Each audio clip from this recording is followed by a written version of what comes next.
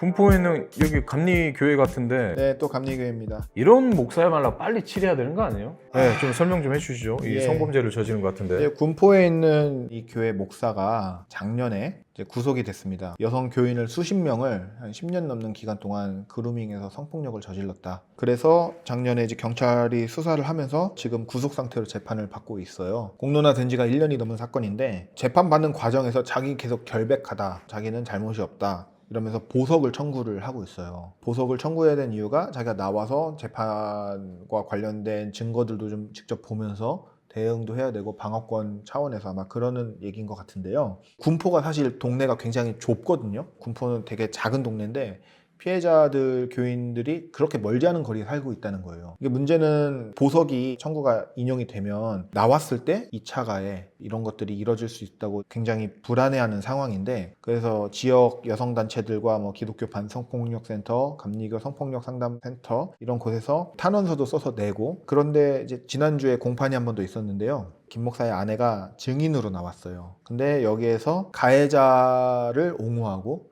피해자들에게 문제가 있다는 식의 증언을 약 1시간 동안 했다고 합니다. 피해자가 한두 명도 아니고 20명이 넘는데 네. 그게 다 피해자들한테 문제가 있다는 식으로 얘기를 했다는 거예요. 네.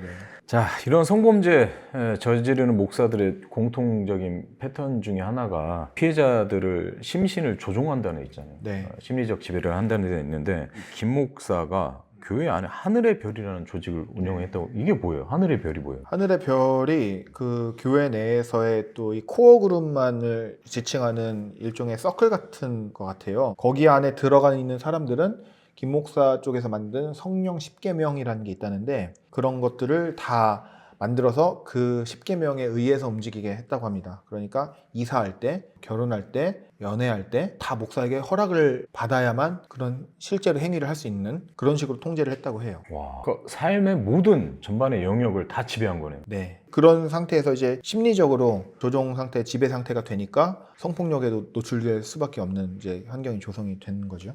그 성령 10계명에 이런 내용이 있어요. 그러니까 이 김 목사가 집어넣은 문구겠죠. 너희 모두는 모든 삶에서의 중요한 결정들을 너희 각자가 결정해서는 안 될 것이다. 너희에게 허락한 너희의 평생의 지도자인 나, 김 목사, 그에게 나 성령의 마음을 허락한 나 성령의 뜻에 의하여 너희의 모든 결정들은 이루어져야 할 것이다. 뭐 이 정도면 사이비 아닙니까? 거의 그렇죠. 이건 정통 교단 교리라고 보기는 굉장히 어려운. 예. 감리에, 그러니까 공교단에서 이런 사람이 나올 수가 있는 거죠. 그러니까요. 아무리 뭐 우리가 소위 말하는 정통 교단에 있다 하더라도 교단 내에서 다른 목사들과 교류하지 않고 자기 개교에만 딱 신경 쓰면서 폐쇄적으로 운영하는 분들이 있어요. 그런 분들은 사실 교회 간판은 정통성 때문에 걸어 놓는 거고, 뭐 이상한 군소교단이라고 하면 사람들이 좀 의심하니까. 근데 뭐 예를 들어서 예장합동, 예장통합, 감리교, 백석 이런 데 이제 간판 걸어 놓으면 의심을 안 하잖아요. 이분들 이제 약간 그런 상황이었던 것 같고. 교단이 나서야 됩니다.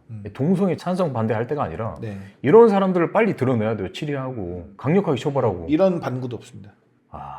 정말 씁쓸합니다. 그러면 이제 1심 판결은 아직인가요? 아직입니다. 그 교회는 어떻게 됐어요? 이 교회는? 지금 굉장히 어려운 상황에 있고, 이제 피해자들이 그 교회를 계속 다니기 어려운 상황이고, 떠나신 분들도 많이 있고 그렇다고 들었습니다. 알겠습니다. 그 여전히 가해자, 특히 가해자의 아내가 또 2차 가해를 하고 있는 상황인데 네, 사실 좀 많이 덜어냈습니다. 기사 내용을.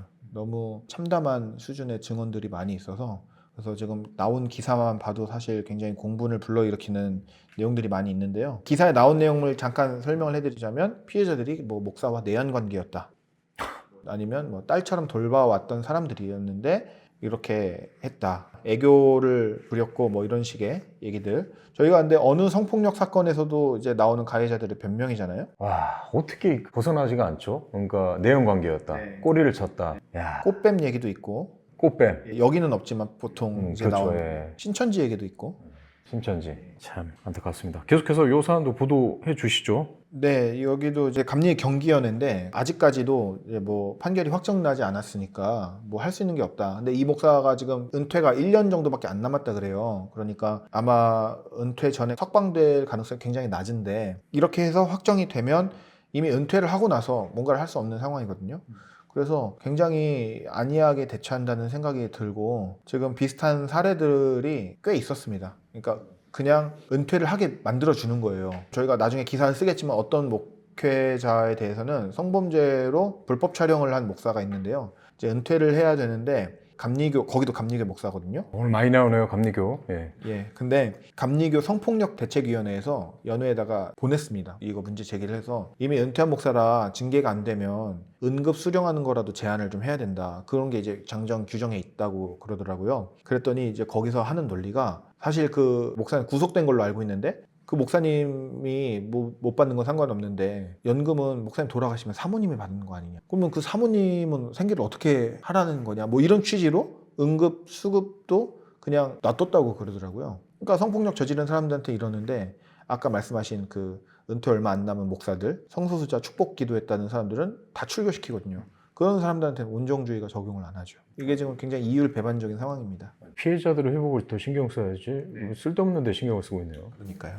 예, 오늘 주제들이 좀 많이 무겁고 그렇게 은혜가 되는 게 하나도 없네요. 하지만 저희 뉴스엔조이가 주로 이런 사안들을 다루거든요. 저희는 오죽하겠습니까? 이 심적으로 피폐하지 않게끔 네. 예, 잘 붙들어 내시고. 네, 저희 뉴스엔조이가 유튜브에 그동안 사실 오랫동안 힘을 쏟지 않다 보니 구독자 수가 많지는 않았습니다. 그런데 최근에 4만 명을 돌파했습니다. 4만 명. 박수 치시죠. 저희 열심히 발로 뛰는 저희 뉴스엔조이를 지지해 주시고 또 관심 가져주신 구독자 여러분께 진심으로 감사하다는 말씀 드리고요. 저희는 앞으로도 계속해서 한국교회 개혁을 위해서 네. 그리고 이 사회에서 소외된 약자들을 위해서 함께 연대해 나가도록 하겠습니다.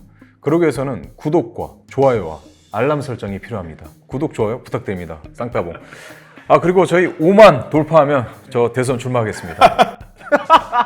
피선거권 있어요? 뭐 한번 떼보겠습니다. 있는지. 예. 이번 주에는 좀 무거운 소식들로 좀 전해드렸는데요. 좀 밝은 소식 네. 있으면 앞으로 또 저희 발굴해서 네. 저희 독자분들과 함께 나누도록 하겠습니다.